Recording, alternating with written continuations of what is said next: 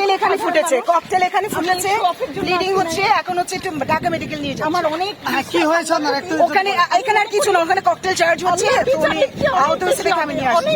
মামা চলেন, অন্যায় সহ্য করতে করতে আর পারছি না। ককটেল চার্জ হচ্ছে, খুবই না গায়েবেলা জানাজা হচ্ছে না। আপনার সাধারণ পথচারী? না সাধারণ কত চাই না, আমরা গায়েবেলা জানাজাতে সংহতি প্রকাশ করতে আসছি।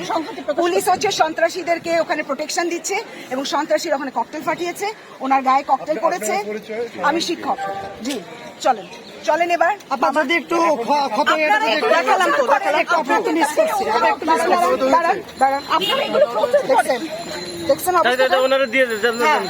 এগুলো প্রচার করেন। কাকে দায়ী করবো?